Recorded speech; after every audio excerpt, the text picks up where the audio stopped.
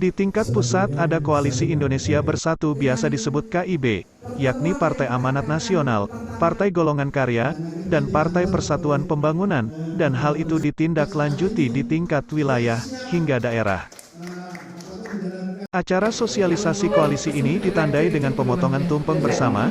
Tumpeng nasi kuning dalam tradisi Jawa bernama nasi kabuli, yang artinya terkabul atau tercapai. Tumpeng tersebut juga tertancap bendera berlogo Partai PAN, P3 dan Golkar tersebut.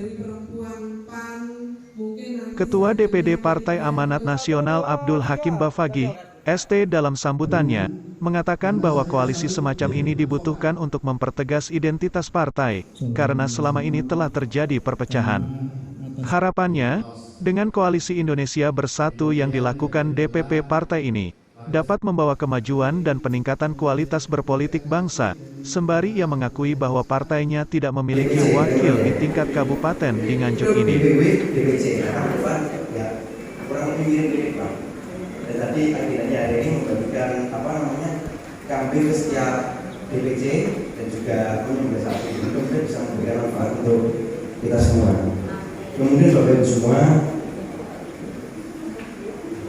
karena kebetulan saya ini di pusat, jadi rumor atau desas-desus berkaitan dengan koalisi tadi sudah terdengar lama. Dalam kesempatan itu, Maria Tunda Dewi selaku Ketua DPD Partai Golongan Karya Kabupaten Nganjuk meminta kepada DPD PAN dan DPC P3 untuk selalu berkoordinasi bersama untuk menyamakan persepsi dan menyusun strategi bersama, sebagaimana diamanahkan DPP partai di tingkat nasional. Lebih lanjut, wanita berparas cantik ini mengatakan bahwa baik DPP, PAN maupun P3 akan menyusun strategi untuk kemenangan Pilpres tahun 2024. Terima kasih. Agenda pada sore hari ini tadi adalah pertemuan pertama Koalisi Indonesia Bersatu yang ada di Kabupaten Nganjuk. Ini adalah menindaklanjuti apa yang sudah dilakukan oleh para elit politik yang ada di pusat, yaitu dari Partai Golkar, Partai PAN, dan Partai P3 yang juga sudah dilaksanakan di tingkat provinsi, dan sore hari ini tadi kita menindaklanjuti untuk Koalisi Indonesia Bersatu yang ada di Kabupaten Nganjuk. Tentunya ada target yang ingin dicapai, apa itu? Target yang ingin dicapai tentunya kita dari Koalisi Indonesia Bersatu akan mengusung presiden dan juga memenangkan di agenda pemilu tahun 2024. Kemudian di tingkat daerah, langkah-langkah yang akan dilakukan setelah berkoalisi ini apa? Yang pertama, kita tadi melakukan pertemuan pertama dan akan ditindaklanjuti dengan pertemuan-pertemuan berikutnya untuk mengatur strategi agar di tahun 2024 kita dari Koalisi Indonesia Bersatu bisa menang. Terima kasih. Kesempatan untuk bertemu. Muhammad Imron selaku Ketua DPC P3 mengatakan kegiatan ini tindak lanjut kegiatan yang ada di tingkat DPP.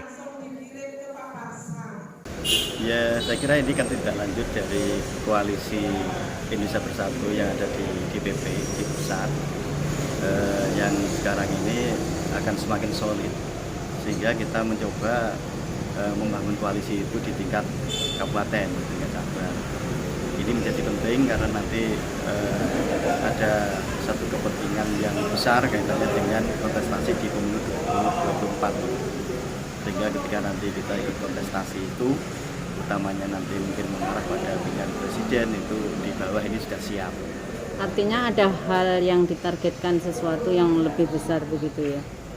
Ya. Mungkin di tingkat daerah bisa diceritakan? Harapannya di tingkat kabupaten nanti juga ada perolehan suara yang meningkat bagi ketiga partai koalisi ini, yang semula barangkali sekarang ini kan Golkar yang cukup besar ya, Golkar ada 5 kursi, P3 hanya 2, PAN yang belum ada. Mungkin dari ketiga partai ini dengan koalisi ini saling memberikan support yang pada gilirannya nanti ketika kontestasi di 2024 itu masing-masing dari ketiga partai ini bisa meningkatkan perolehan suaranya. Langkah yang akan dilakukan apa diantaranya yang dalam waktu dekat, Bapak? Ya barangkali nanti silaturahim ini kita tidak lanjuti, kita belum merumuskan program aksi yang lebih konkret lagi apa nanti.